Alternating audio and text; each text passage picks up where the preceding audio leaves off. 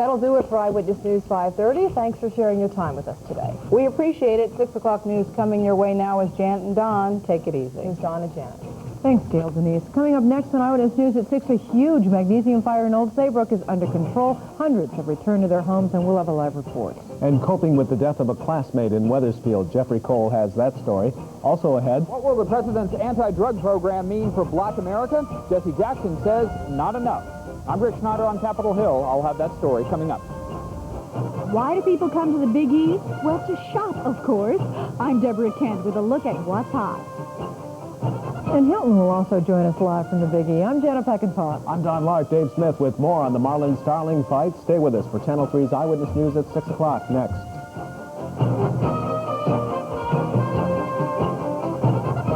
The Channel 3 Eyewitness News are closed captioned for the hearing impaired. WFSB, Channel 3, Hartford, New Haven. From Channel 3 Eyewitness News, the news most people watch. This is the 6 o'clock report with Don Lark, Janet Peckinpaugh, Hilton Kaderli weather, and Dave Smith sports. Good evening. Precautions pay off in Old Saybrook. There are no injuries as hundreds of people are evacuated from their homes through the threat of possibly toxic smoke from a magnesium fire that destroyed a local metalworking factory. Channel 3's Brian Garnett is still on the scene and standing by with a live report. Brian? Don, at this point, things are pretty much back to normal here on Elm Street. You can see the car down the street blocking off traffic as the firefighters begin the cleanup process.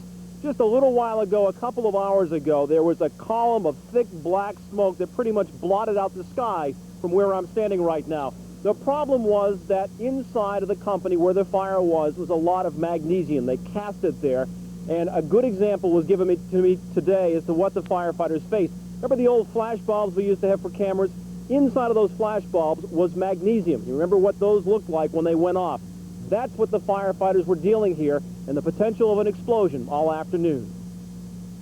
What apparently began as a small fire in a pile of magnesium filings at the Pie Hogan Company quickly engulfed the building in an inferno.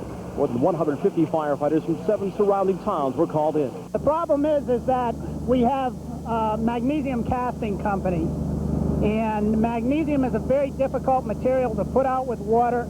Actually, water causes a greater reaction than actually not dealing with it at all. Magnesium ignites, burns very hot and very fast. When battling the fire with chemicals failed, firefighters did use water as a last resort to keep the remaining magnesium cool and hopefully prevent it from exploding. But it was the thick black smoke and the possibility it contained other chemicals that forced the beginning of a massive 1 square mile evacuation. Information we have from the employees in the building that there was magnesium, methyl ethyl ketone inside the building. They told us that there was fire and there might be harmful toxins in the fire, so that we couldn't come home. Our principal got on the PA and he called everybody to go home. If we were living near Ingham Hall and stuff, we'd have to go to the other school, so it was kind of like just a place to go until it was cleared up. With the blaze right next to the Boston to Washington Amtrak line, rail service was shut down for nearly 2 hours,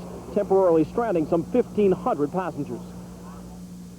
Now, by about 4 o'clock this afternoon, that's about 3.5 hours after the fire started, things were back to normal. The first train went by then. People were allowed back to their homes. The evacuation never quite got as big as that 1 square mile area. And unbelievably almost, considering those flames that you saw, no one was hurt, not even a minor injury to firefighters.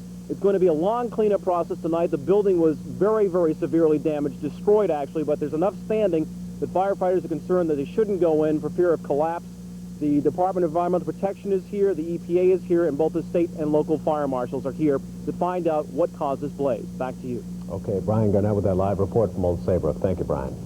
35 elderly residents at the Hampshire House in West Hartford had to be evacuated when fire broke out in their building this morning.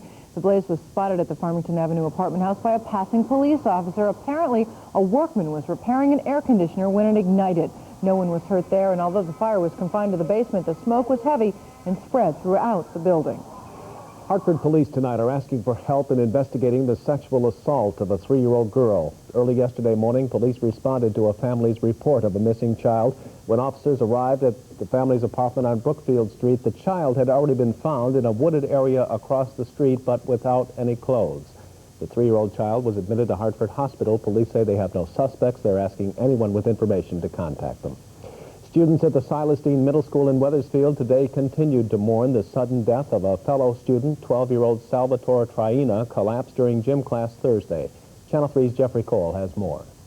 There were no simple answers today for Silas Dean Middle School students struggling to understand the passing of their 12-year-old classmate Salvatore Traina yesterday. I think that's the biggest question of all, why? And I'm not too sure we have the answers for that. Traina slumped to the ground at 11 Thursday morning while dribbling a soccer ball during recess. Teachers immediately ran to his aid, but Traina died soon after he fell. Some kids that naturally are having some difficulty coping with this, and we probably have 35 or 40 kids who are receiving some individual counseling. The state medical examiner's office says Salvatore Traina died of congenital heart disease. The boy's family says that only makes their loss greater, for they never knew Salvatore, who loves to skateboard and play soccer, to have any health problems. He went for the visit, and the doctor says everything was fine. I mean, otherwise he would have notified the family, you know, not to let him play. But it is not uncommon for heart disease to go unnoticed in some children, says a cardiologist at the Yukon Health Center. It appears that about 1/4 of patients who are clearly at risk for sudden death, there's no way to find these patients unless you do a coronary arteriogram, because about 1/4 of them are due to abnormalities of the coronary arteries. The school's principal says counseling will continue as long as the students need it. Salvatore Traina will be buried Monday. Jeffrey Cole, Channel 3 Eyewitness News, Wethersfield. The U.S. Attorney wants a drug-free environment for residents at the P.T. Barnum housing project in Bridgeport. So Stanley Tuardi has filed 2 federal lawsuits in hopes of evicting 2 suspected drug dealers. The women were arrested earlier this summer on drug charges, and state records show a history of drug trafficking at their apartments. Now, similar lawsuits have been filed in New York and Washington, but it's the first time in Connecticut. It's Connecticut Day at the Big E, and that means all-day special events have been planned for nutmeggers, but the climax of today's festivities is still to come. Channel 3's Hilton Kaderli is the master of ceremonies and joins us to tell us what we can expect. Hi, Hilton. Hi, Gayle. I'm sorry. We've got a crowd around us that is very impressive this afternoon.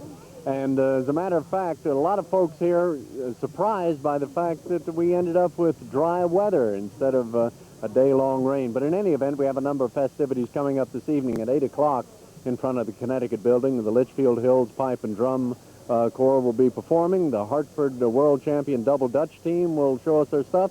And the Branford Handbell Choir will do their work as well. This afternoon's improving weather was music to fairgoers here at the fair.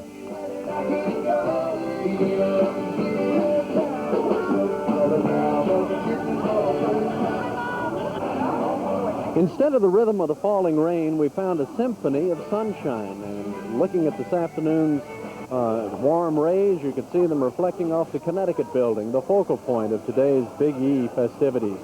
Here and elsewhere on the fairgrounds, you'll find something for just about everyone. We found a lot of Connecticut folks prepared for fun, food, and prepared for those famous changes in New England weather. This is an umbrella that you told me to take with me today. You says, bring your umbrella, you're going to need it. Well, I got news for you. I brought mine, too. Well, I'll tell you, I've been coming up here every year, and I believe we got a bigger crowd this year than we ever had. It's great. I love all the shops around. I've just been walking around, and with my sister, she's been on a shopping spree. So everything is awesome. I've been photographing the governor and the Boy Scouts that are escorting the governor. So these are stalwart men from the town of East Hampton. They're my Boy Scout escort, and this is the 9th year the local troop in the old hometown has escorted me around the fairgrounds. It's fun because everybody's watching you, and you feel like you're famous. Well, you're with somebody who's famous, aren't you? Yeah. So, Janet, Don, as you say, there is something here for everyone, and in a few minutes we'll be back to sample some opinions on today's weather. I think, though, that we fared fairly well here at the Big E. Janet, Don? Okay. Thanks, Hilton. Well, coming up next at 6, healing wounds in New Haven. And while it looked like the 4th of July in Glastonbury today, it was no celebration. We'll tell you what happened. Also ahead,